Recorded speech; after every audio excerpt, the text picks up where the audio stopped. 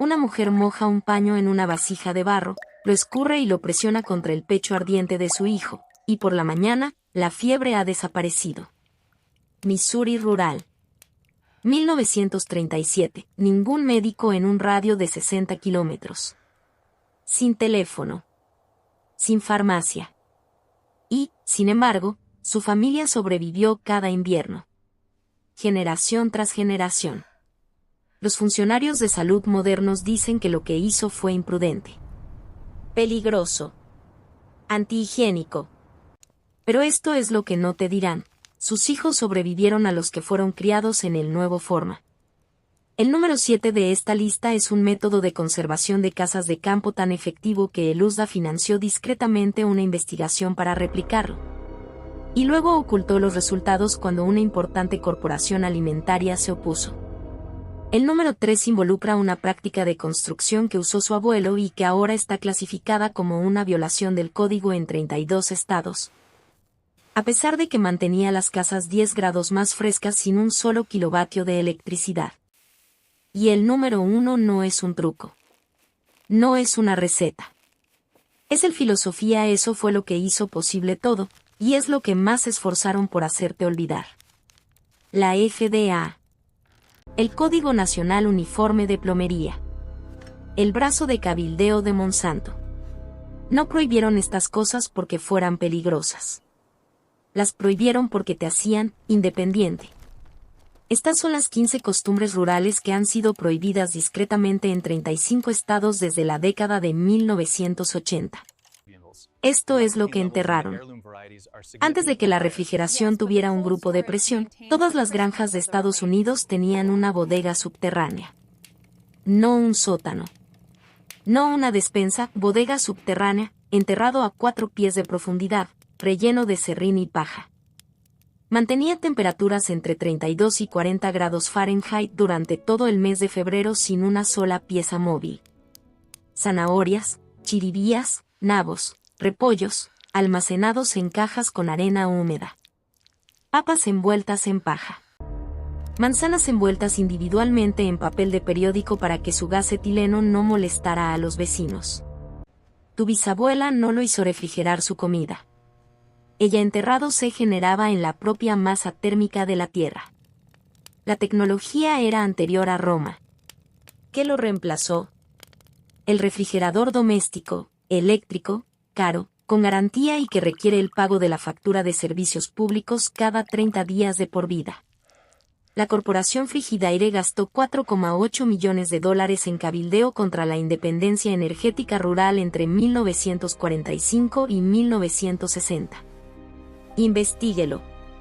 Investigadores de permacultura moderna de la Universidad de Vermont confirmaron en 2019 que las bodegas subterráneas construidas correctamente mantienen la frescura de los productos. Más extenso que la refrigeración eléctrica para 11 de las 14 verduras de almacenamiento más comunes. El conocimiento no desapareció porque fracasó. Desapareció porque era gratis. La lata estaba en un estante junto a la estufa de leña. Manteca de cerdo derretida, a veces mezclada con cera de abejas, a veces con caléndula, a veces con resina de pino, prensada en una lata plana con una tapa lisa y desgastada. Manos agrietadas en enero. Las mejillas quemadas por el viento de un niño.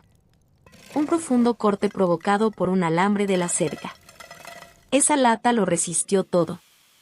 Las vitaminas liposolubles presentes en la manteca de cerdo de animales criados en pastos, A, D, E, K, penetran la barrera cutánea con mayor eficacia que los productos derivados del petróleo.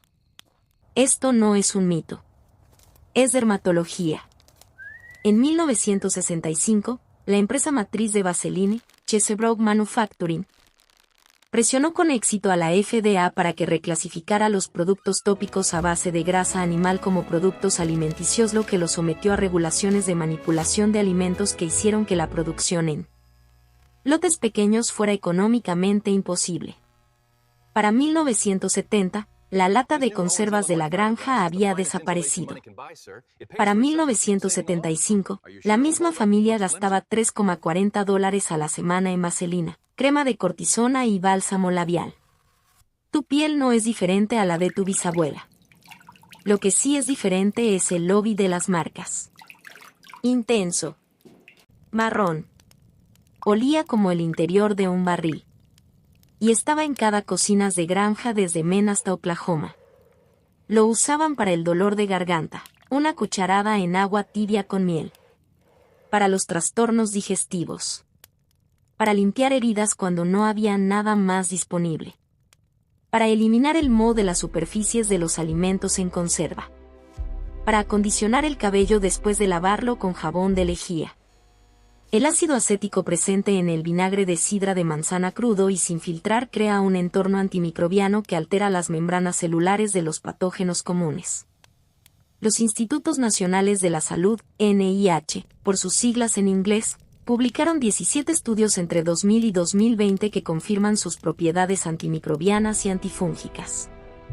Pero en 1994, la Ley de Salud y Educación sobre Suplementos Dietéticos de la FDA lo convirtió en ilegal describir cualquier producto alimenticio, incluido el vinagre, como un tratamiento, cura o prevención de una afección.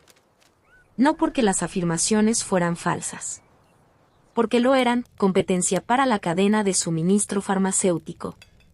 Tu bisabuela no necesitaba receta para el dolor de garganta. A ti te han enseñado a necesitarla. Antes de llegar al número 12, ten en cuenta lo siguiente, todo en esta lista sigue un patrón. Y una vez que lo veas, no podrás ignorarlo. Lo explicaremos en detalle en el número 8. Cada gota de agua que salía del fregadero de la cocina de la granja iba al huerto. Agua de fregar. Agua de enjuague. El agua de hervir verduras, rica en minerales y almidón. Lo llamaron así aguas grises, lo llamaron así sentido común. Un estudio de la EPA de 1978 sobre la conservación del agua descubrió que las granjas que utilizaban el reciclaje de aguas grises reducían el consumo de agua dulce hasta en un 30%. Durante los meses de sequía, sin un aumento apreciable de la contaminación del suelo cuando se utilizaban jabones básicos a base de vegetales. La EPA ocultó ese estudio durante 11 años. Cuando finalmente salió a la luz, 31 estados ya habían aprobado códigos de construcción, redactados en gran medida bajo la influencia de los grupos de presión de las empresas municipales de servicios de agua, que clasificaban el reciclaje de aguas grises residenciales como una infracción de plomería. En Arizona. En Nevada. En los estados más secos del país.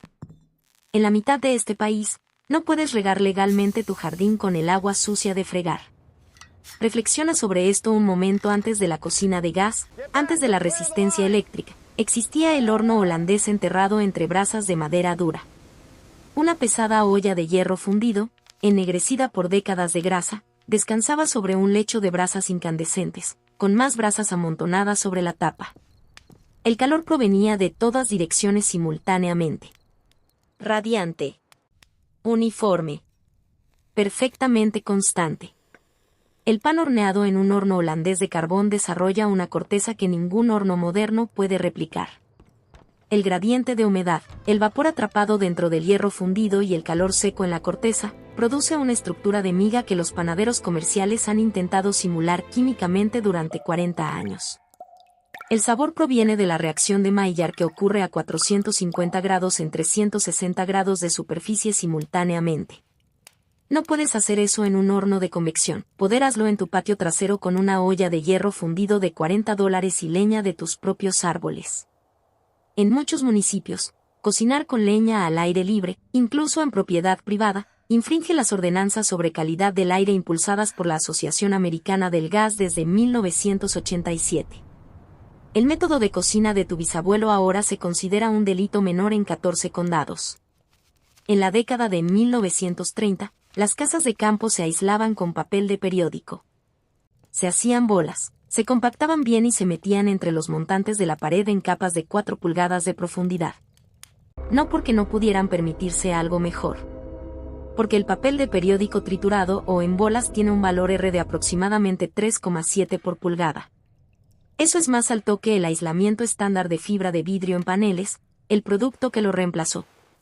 El predecesor de Owens Corning, Owens Illinois, comenzó a fabricar aislamiento de fibra de vidrio en 1938. Para 1950, los códigos de construcción en 23 estados habían clasificado el aislamiento de material orgánico, incluyendo papel de periódico, paja y relleno de mazorca de maíz, como un peligro de incendio que requiere ser retirado o reemplazado. Los códigos fueron redactados por consultores de la industria. Owens, Illinois pagó a dichos consultores. La documentación se encuentra en el registro del Congreso de 1954. Las paredes de tu abuelo conservaban mejor el calor que las tuyas. Él era forzado para arrancarlos. El sábado era el día del jabón. El barril de cenizas permaneció junto a la estufa de leña durante todo el invierno, recogiendo ceniza de madera dura. En primavera, se vertió agua lentamente a través de él para extraer el hidróxido de potasio. Lejía se mezcló lejía con grasa animal derretida y se dejó curar durante 6 semanas. El resultado fue una pastilla de jabón marrón, de corte tosco, que limpiaba todo: piel, ropa, suelos, herramientas. No costó nada. No produjo envases de plástico. Se biodegradó en el suelo en menos de una semana. La química es sólida. La saponificación de la grasa animal con hidróxido de potasio es la base de todo. La química del jabón es el mismo proceso que se utiliza en las instalaciones comerciales, pero a escala industrial con sosa cáustica derivada del petróleo. En 1986, la Comisión de Seguridad de Productos de Consumo, en respuesta a la presión ejercida por la Asociación de Jabones y Detergentes, que representaba a Procter y Gamble y Unilever, reclasificó la lejía doméstica como un producto de consumo, sustancia peligrosa que requieren envases comerciales y tapas a prueba de niños. ¿El efecto práctico? La compra de lejía a granel para la fabricación casera de jabón se volvió legalmente ambigua en 31 estados. Muchas ferreterías dejaron de venderla por completo. Tu bisabuela hacía jabón gratis. Tú pagas $11 por botella a Procter y Gamble. Eso no es casualidad. Alto. Mira lo que hay en esta lista hasta ahora. Bodega subterránea. Ungüento de manteca. Medicina de vinagre. Aguas grises. Cocinar con carbón. Aislamiento de papel de periódico. Jabón de ceniza. ¿Qué tienen en común? No requieren ninguna compra recurrente. Todos y cada uno de ellos son sistemas de circuito cerrado. Usted produce la entrada. Usted usa la salida. Usted no compra nada. Usted no debe nada. Sin suscripción. Sin factura de servicios públicos. Sin cadena de suministro. La casa de campo era una fortaleza económica. Y entre 1965 y 1995, 30 años, una campaña coordinada en la que participaron la FDA, la EPA, el USDA, las asociaciones estatales de códigos de construcción y los grupos de presión de 17 empresas de la lista Fortune 500 desmantelaron sistemáticamente esa fortaleza. No con violencia. Con papeleo. Con códigos de construcción. Ordenanzas sanitarias. Restricciones de zonificación. Leyes de etiquetado. No prohibieron la autosuficiencia directamente. Hicieron que la autosuficiencia no conforme una regulación a la vez. Un estado a la vez. Y la mayoría de la gente nunca se dio cuenta, porque lo que reemplazó cada práctica fue conveniente. Conveniente es la forma en que se crea la dependencia. El punto número 7 es donde la cosa se pone específica. Porque lo que el USDA financió, y lo que ocultó, tiene un nombre, un número de documento y una corporación asociada. Antes de que los antibióticos se introdujeran en la alimentación animal, los agricultores fermentaban sus granos. Avena, maíz, trigo, se remojaban en agua durante 24 a 72 horas antes de dárselos al ganado. Las bacterias lactobacilos presentes de forma natural en el grano se multiplicaban. El ácido fítico se descomponía.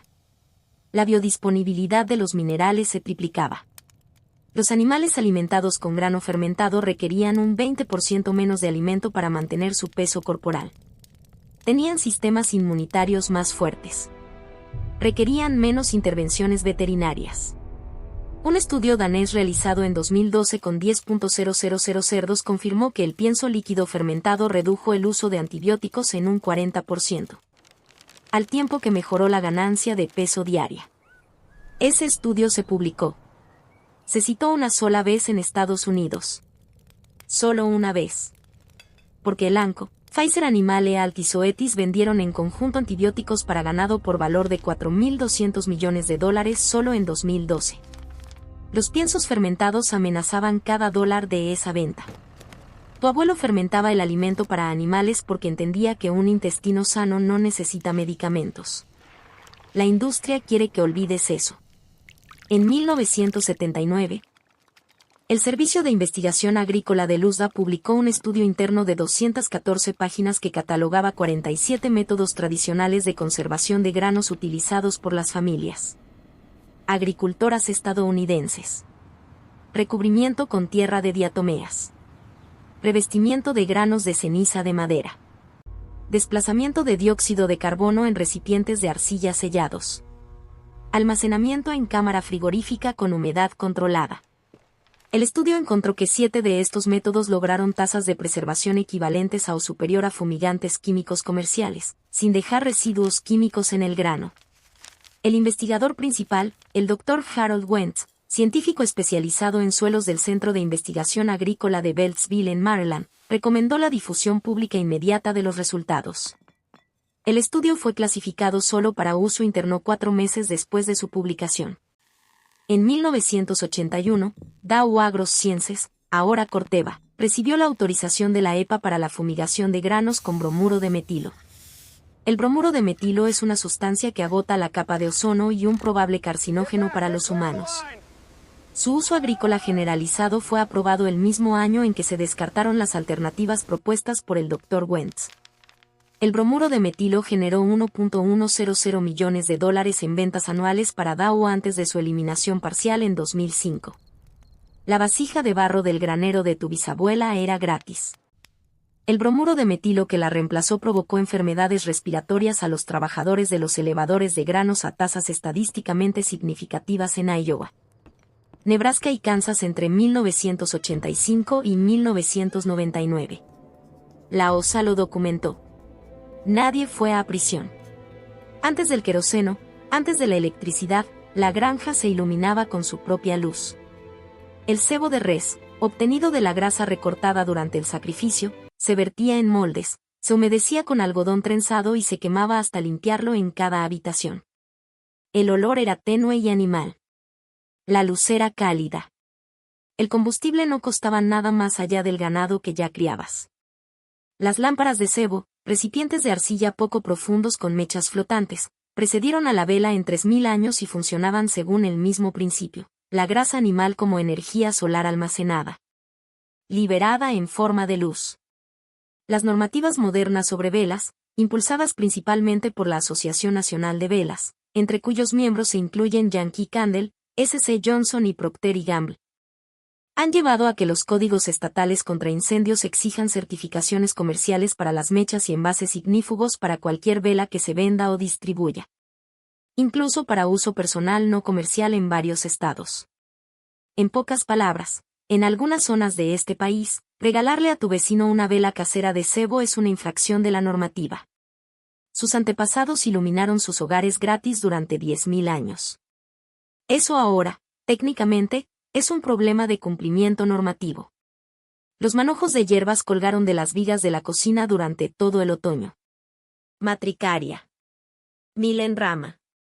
Saúco. Gordolobo. Valeriana. Equinácea. Secas, desmenuzadas y almacenadas en sobres de papel o frascos de vidrio con tapón de corcho. Preparadas en infusiones, cataplasmas, tinturas y jarabes según el conocimiento transmitido de madre a hija a lo largo de generaciones. Este era el sistema de atención primaria para la mayor parte de la población rural estadounidense antes de 1940. La Ley de Salud y Educación sobre Suplementos Dietéticos de 1994, SEA, forzó un compromiso salomónico: las hierbas podían venderse como suplementos, pero no podían o debe etiquetarse con ninguna afirmación sobre enfermedades o afecciones. No se permite tratar la fiebre. No se permite reducir la inflamación. No se permite reforzar la respuesta inmunitaria. El efecto práctico fue la industrialización de la herboristería. Los pequeños productores de hierbas no podían permitirse el marco legal que exigía. El mercado fue absorbido por las grandes empresas de suplementos. Para el año 2000, el conocimiento sobre hierbas que tu bisabuela llevaba en su interior cabeza para acceder legalmente, se requería una consulta de $200 con un médico naturópata. Las plantas no cambiaron. El conocimiento no cambió. La ley hizo obligatorio el intermediario. Suena primitivo hasta que se comprende la física. Los suelos de tierra de las casas de campo, tierra compactada mezclada con arcilla, arena, paja y aceite de linaza, pulida con una piedra, eran cálidos en invierno y frescos en verano. Poseían una masa térmica que absorbía el calor diurno y lo liberaba durante la noche. No desprendían gases tóxicos. No requerían ningún acabado derivado del petróleo. Se reparaban con un cubo de tierra y 20 minutos de trabajo.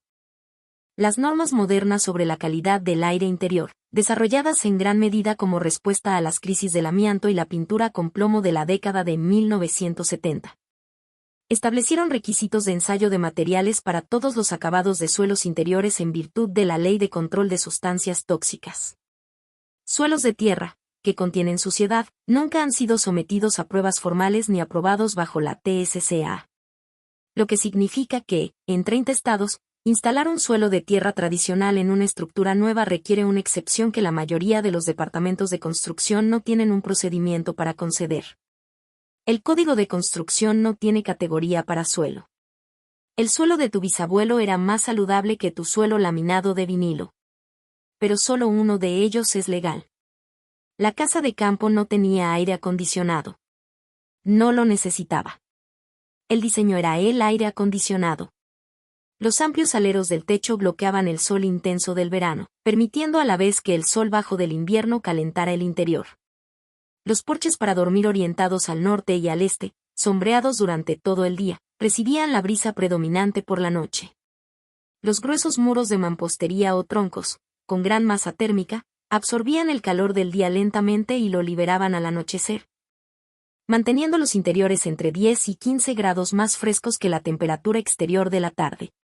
Las casas tipo Doctrot, 2 habitaciones conectadas por un pasillo abierto bajo un techo común, se construían específicamente para canalizar el viento predominante a través del espacio habitable. Eran comunes en el sur de Estados Unidos, desde Georgia hasta Texas, desde el siglo XVIII hasta la década de 1930. Ventilación por efecto chimenea. Las ventanas altas de la pared sur se abrían por arriba, mientras que las ventanas bajas de la pared norte se abrían por abajo. El aire caliente subía y salía. El aire fresco entraba continuamente desde el lado norte, que estaba a la sombra. La casa respiraba. La casa de campo promedio con pasillo central en Alabama mantenía una temperatura interior de 78 grados Fahrenheit en días en que la temperatura exterior superaba los 95 grados. Sin electricidad. Sin refrigerante. Sin contrato de mantenimiento.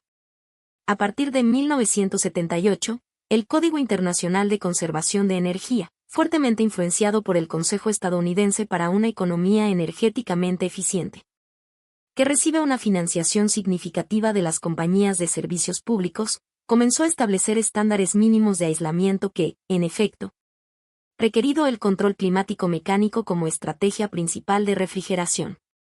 Las características de diseño de refrigeración pasiva, pasillos ventilados, ventilación de chimenea, voladizos profundos, no están prohibidas. Pero no lo están, acreditado bajo cálculos de cumplimiento energético. No se puede construir una casa tipo Doctrot en la mayoría de las jurisdicciones y cumplir con el código sin también instalación de sistemas mecánicos de climatización. La casa de refrigeración pasiva es legal. Solo también es necesario contar con el sistema que lo haga innecesario. La industria de climatización genera $151.000 millones anuales en Estados Unidos. El pasillo central cuesta alrededor de $800 en madera para la estructura. Hagan las cuentas. La práctica número 2 es la que perdura. Es la que no pudieron erradicar por completo. Y se relaciona directamente con lo que tu abuelo sabía y que a ti nunca te enseñaron.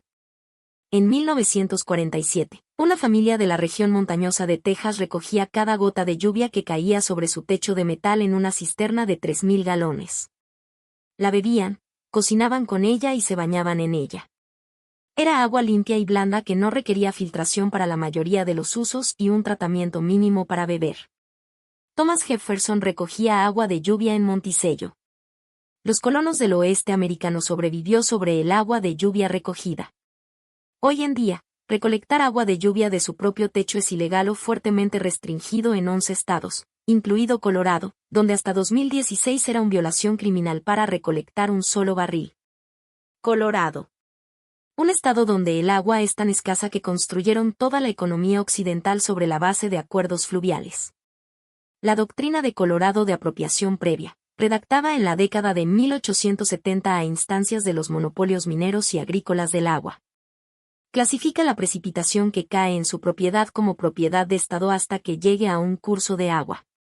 Nestlé, Coca-Cola y AB InBev extrajeron en conjunto 150.000 millones de galones de agua subterránea de los acuíferos estadounidenses en 2022. Pagaron aproximadamente $0,00015 por galón en concepto de tasas de extracción. No puedes recoger la lluvia de tu techo propio en algunas partes de este país. Pueden agotar el acuífero que hay bajo tus pies por una fracción de centavo por galón. Eso no es regulación. Es un monopolio protegido, consagrado en la Ley Estatal de Aguas. Esto no es un truco. No es una receta. Es lo que hizo posible todos los demás elementos de esta lista, posible. Tu bisabuela no se consideraba ingeniosa. No tenía palabras para describir lo que hacía. No habría entendido la pregunta si le hubieras preguntado cómo sobrevivía con tan poco. Porque ella no lo experimentó como pequeño. La visión del mundo de la casa de campo, la que construía bodegas subterráneas, derretía cebo, fermentaba grano, recogía agua de lluvia y hacía jabón de ceniza, no era una respuesta a la pobreza. Era una filosofía. La filosofía era la siguiente: el objetivo es la suficiencia, no el excedente. No es la producción máxima. No es la acumulación máxima, suficiencia, suficiente comida. Suficiente calor. Suficiente medicina. Suficiente luz. Y entonces detener conservar el resto del sistema. No extraer más de lo que la tierra pueda regenerar. Era sostenible en el sentido más literal, podía ser sostenido, indefinidamente, sin entrada externa. Esa filosofía, y no una práctica en particular, es lo que la presión regulatoria y comercial de los últimos 80 años se ha esforzado más por erradicar. Porque una persona no es un buen consumidor. Una persona suficiente no necesita la cadena de suministro. No necesita la suscripción. No necesita la garantía, la actualización ni la renovación anual. La casa de campo no era solo un edificio. Era una declaración de la independencia. Y no pudieron quemarlo. Así que aprobaron un código de construcción. Si la última persona que posee este conocimiento muere sin transmitirlo, si la última mujer que recuerda los manojos de hierbas, el último hombre que sabe leer la temperatura de una bodega subterránea presionando la palma de la mano contra la tierra, si ese conocimiento se vuelve puramente académico, puramente histórico, la última salida de emergencia se cierra. No metafóricamente. Se cierra físicamente. Cada habilidad en esta lista es una protección contra un sistema que ha demostrado, repetidamente, que fracasará tú antes de que falle sí mismo. Elige uno. Solo un elemento de esta lista. No es el más impresionante. No es el más dramático. El que podrías realmente lo hago esta semana. ¿No puedes construir una bodega subterránea? Empieza con vinagre de sidra de manzana. ¿No tienes terreno para un huerto? Empieza a recoger el agua de lluvia de tu porche en un barril, incluso donde sea legal. ¿No puedes derretir el cebo? Busca un agricultor local que te venda los restos de grasa. Empieza con la versión más pequeña posible de esa cosa. Luego vuelve y dime, ¿cuál empezaste a leer y qué descubriste al profundizar en él? El conocimiento que tu bisabuela guardaba en sus manos aún está disponible. Ha estado esperando a alguien lo suficientemente persistente como para querer recuperarlo. Si esta lista te sorprendió, si tan solo una de estas cosas te enfureció o te hizo extrañar algo que desconocías personalmente, entonces suscríbete. Porque eso es lo que hacemos aquí. Buscamos lo que estaba oculto. Y lo sacamos a la luz.